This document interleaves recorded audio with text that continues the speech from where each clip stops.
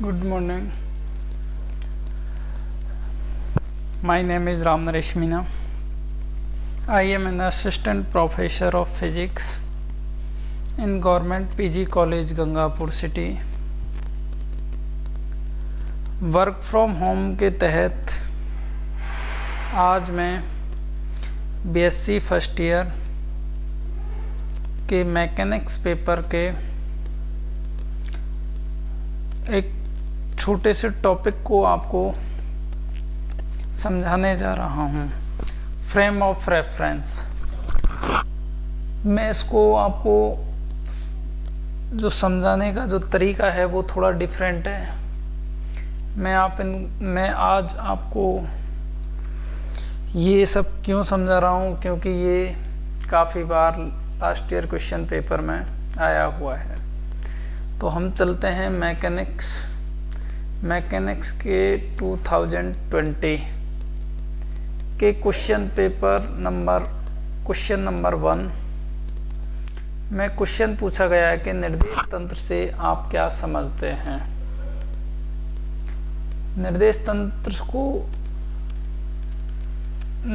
तंत्र से आप क्या समझते हैं। छोटा सा क्वेश्चन है, इसके पीछे जो कंसेप्ट है उसको समझते हैं। What do you understand by frame of reference. तो सबसे पहले हम परिभाषा को समझते हैं, फिर एग्जाम्पल से समझते हैं। वह निकाय या पिंड जिसके सापेक्ष किसी कण की स्थिति को व्यक्त किया जा सके, उस निकाय को हम निर्देश तंत्र कहते हैं।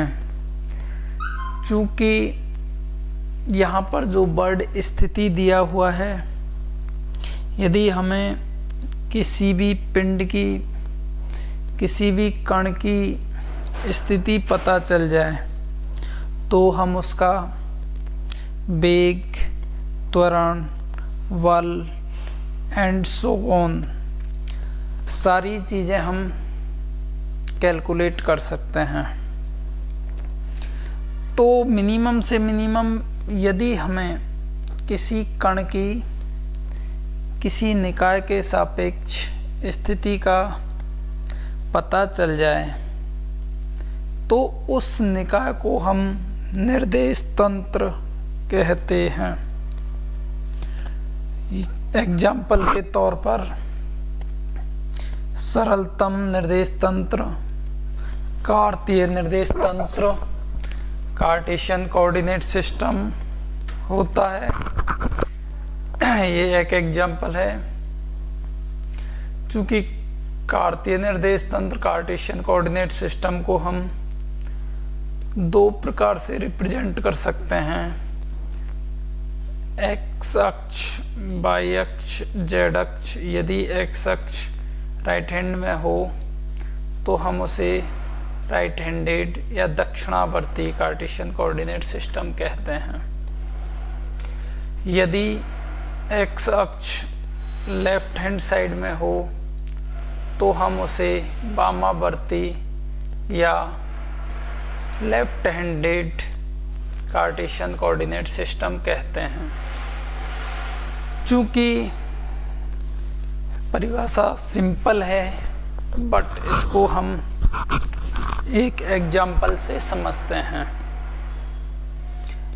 सबसे पहले हम एक एग्जाम्पल को निकालते हैं।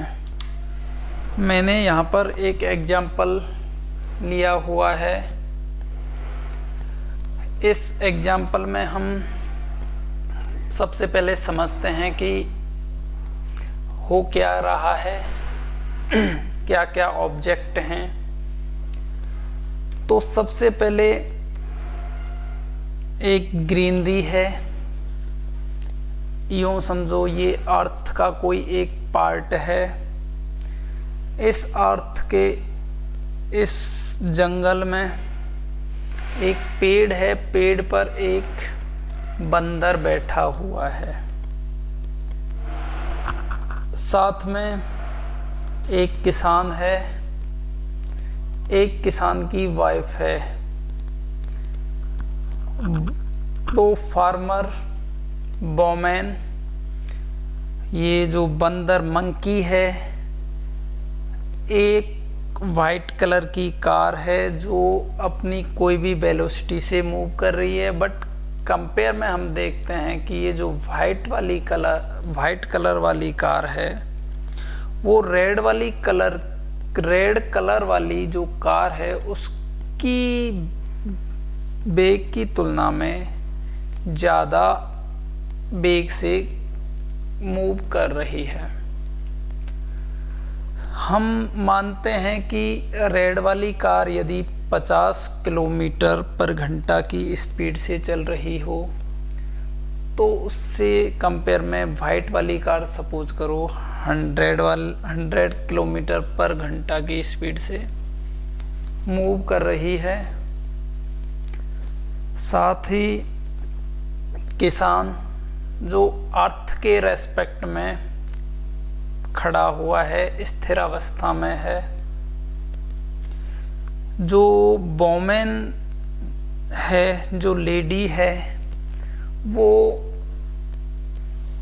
कोई भी कांस्टेंट वेलोसिटी मान लो 10 की स्पीड से चल रही हो, 20 की स्पीड से चल रही हो, बट इसकी जो वेलोसिटी है वो लेफ्ट हैंड की साइड जा रही है ये लेडी, जबकि car, red car, white car और ट्रेन तीनों राइट हैंड की साइड मूव कर रही हैं।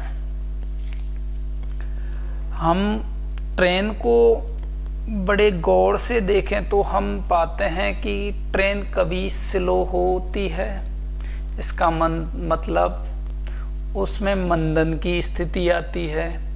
थोड़ी देर बाद देखते हैं कि वो रुक जाती है, स्थिर अवस्था में हो जाती है। स्थिर अवस्था में होने के बाद थोड़ी देर बाद देखते हैं कि वो फिर अपनी वेलोसिटी को इंक्रीज करती